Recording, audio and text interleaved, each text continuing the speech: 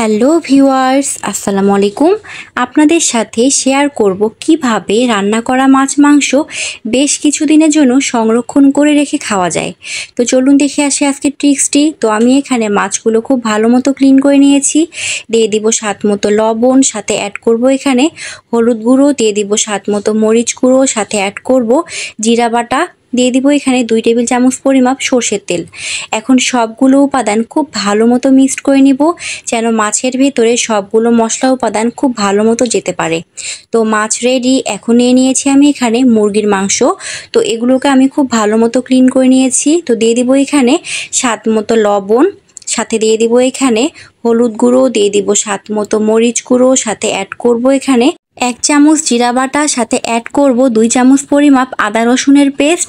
তো সবগুলো মশলা উপাদান খুব ভালো মতো মিক্সড করে এই মাছ মাংস দুটোকে আমি 2 ঘন্টার জন্য রেস্টে রেখে দিব। আপনাদের হাতে যদি সময় কম থাকে সেই ক্ষেত্রে আপনারা অন্তত 1 ঘন্টা হলেও কিন্তু রেস্টে রেখে দেওয়ার চেষ্টা করবেন। তো আমি তেল একদমই গরম করে মাছগুলোকে ভেজে নিব। তেল অনেক গরম করে মাছগুলোকে ছেড়ে দিলে হবে কি, একটিও মাছ কড়াইতে লেগে যাবে না, মাছগুলো অনেক স্মুথলি ভেজে নেওয়া যাবে, মাছ ভেঙে যাবে না। তো এই মাছগুলোকে আমি এরকম উল্টিয়ে পাল্টিয়ে লাল করে ভেজে নিব। তো মাছের এই ভাজাটাকে কিন্তু আপনারা পুড়ে যাওয়া মনে করবেন না, এটাতে মশলা দেওয়ার জন্য মাছের কালারটা এরকম লাল হয়েছে। তো মাছ ভেজে নেওয়া হয়ে গেলে আমি এটাকে তুলে নিব। তো সেমভাবে এখন আমি এই মুরগির মাংসগুলোকে ভেজে নিব। তো আমি গরম তেলে মুরগির মাংসগুলোকে ছেড়ে দিচ্ছি। তো এটাকেও আমি 2 সাইড উল্টিয়ে পাল্টিয়ে এরকম লাল করে ভেজে নিব। তো মাংস ভাজা হয়ে গেলে মাংসগুলোকে তুলে নিব। সেমভাবে বাকি মাংসগুলো আমি ভেজে নিব।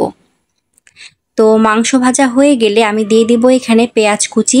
তো পেঁয়াজটাকে বেশ কিছুক্ষণ ভেজে নিতে হবে, যেন পেঁয়াজের কাঁচা স্মেলটা চলে যায়। তো এ পর্যায়ে অ্যাড করব এখানে মাংসে মাখানো যে মশলাটা ছিল, সেই মশলার মিশ্রণটা আমি এখানে দিয়ে দিচ্ছি।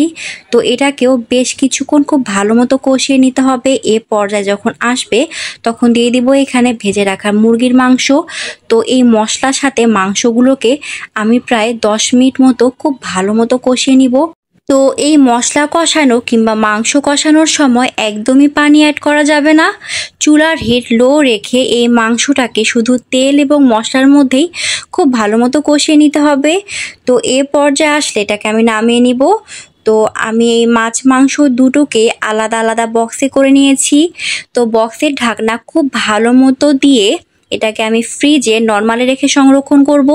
তো আপনারা আমার পুরো রেসিপি ফলো করে এভাবে মাছ মাংস রান্না করে ফ্রিজে নরমালে রেখে অনায়াসে এগুলোকে কিন্তু বেশ কিছুদিনের জন্য খেতে পারবেন।